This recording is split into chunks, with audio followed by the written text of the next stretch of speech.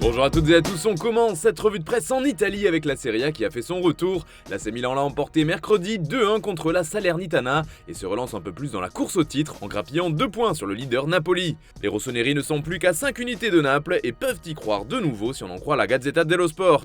Attention Napoli, on arrive, titre le journal au papier rose qui se met à la place de l'AC Milan. Le média explique que le coach Stefano Pioli lance un comeback, il sait le faire et il va même plus loin en décrivant cette course comme une entreprise difficile, mais l'an dernier il a réussi. En couverture du Corriere dello Sport, en revanche, c'est une autre équipe qui fait réagir, elle aussi a gagné son match de reprise, c'est la Juventus.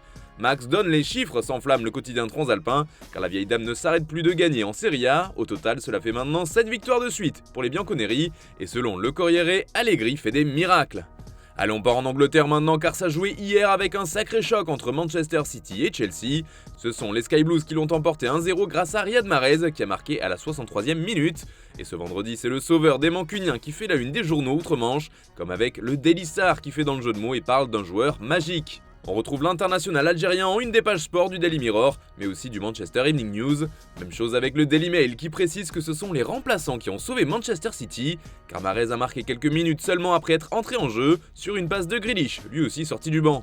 Du côté du Portugal, c'est un futur joueur de Chelsea qui fait parler. Enfin, ce n'est finalement plus si sûr que ça, puisque pour l'instant son transfert bloque encore. Il s'agit d'Enzo Fernandez qui, comme le rapporte Ojogo, donne un sacré mal de tête à son club Benfica et à son coach. En effet, en conférence de presse, Roger Schmidt a laissé sortir sa colère concernant le jeune milieu de terrain, et surtout sur la gestion du club anglais sur ce dossier. Enzo est un bon garçon mais il a raté l'entraînement et c'est inadmissible, a-t-il déclaré, avant d'ajouter « Ce que fait le club qui veut acheter Enzo est irrespectueux envers nous tous à Benfica et je ne peux pas l'accepter. Rendre le joueur fou puis prétendre qu'il peut payer la clause et plus tard tenter de négocier, ce n'est pas ce que j'entends comme une bonne relation entre deux clubs. » Des mots forts qui font réagir au Portugal. Le dossier fait également la une d'Abola ce vendredi. Pour le journal, le jeune Enzo est tout simplement hors jeu. En Espagne, Ansu Fati fait la une de la presse et selon Mundo Deportivo, il vise haut, car c'est lui qui a gagné sa place pour remplacer Robert Lewandowski dans le 11. Il pouvait y avoir un débat sur celui qui occuperait ce rôle de numéro 9 en l'absence du Polonais, entre Ansu Fati, Memphis Depay et Ferran Torres. Au final, c'est donc Fati qui a su se montrer le plus décisif en offrant la victoire au Barça en Coupe du Roi.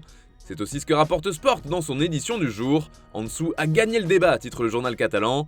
D'ailleurs, un autre sujet fait les gros titres du quotidien, c'est le mercato du Barça, car son président Joan Laporta s'est exprimé sur 2 dossiers souvent évoqués lorsqu'on mentionne le marché des transferts des Blaugrana. Il a été très clair, De Jong et Dembélé ne sont pas à vendre. Toujours en Espagne, mais à propos du Real Madrid cette fois, c'est Jude Bellingham qui fait la une de Marca ce vendredi. Il faut dire que le jeune international anglais est dans toutes les têtes en ce moment du côté de la capitale espagnole, car c'est maintenant que se joue son avenir. Et justement à ce propos, la Maison Blanche a pris une décision importante comme le rapporte le quotidien. Il n'y aura pas d'enchère pour Bellingham, titre ainsi le média ibérique, car le Real veut marquer une limite claire concernant le transfert du joueur du Borussia Dortmund. Un chiffre à ne pas dépasser a été choisi et c'est le suivant, 110 millions d'euros. Au-delà de ce montant, le Real ne peut pas et ne veut pas suivre, et Marca conclut en ajoutant que la clé de l'opération sera certainement les possibles bonus de ce transfert. On termine ce tour de la presse en France avec le journal L'Équipe qui fait sa une sur Kylian Mbappé et Lionel Messi. Les deux stars et finalistes du dernier mondial sont mis à l'honneur par le quotidien français qui a choisi de les récompenser. Ils ont été élus champions des champions France et monde par l'équipe, avant peut-être de se disputer le Ballon d'Or à l'issue de la saison. Et justement en parlant de Ballon d'Or, le dernier à l'avoir remporté continue de faire couler beaucoup d'encre en France. Son départ du groupe tricolore au mondial fait encore parler, et notamment du côté des RMC Sport. En effet, Daniel Riolo a fait des révélations concernant les coulisses de ce forfait lors d'une émission radio mercredi soir, expliquant notamment qu'il avait forcé son retour à l'entraînement sous la pression du staff, ou encore qu'il aurait effectivement pu revenir pour les huitièmes de finale après sa rechute, et qu'il aurait été totalement remis pour l'écart. L'éditorialiste de RMC a également pointé du doigt la gestion bizarre du départ de Benzema, comme le fait de le faire partir dans la nuit, ou encore le fait que certains cadres comme Griezmann, Lloris ou Giroud n'étaient pas mécontents de le voir partir.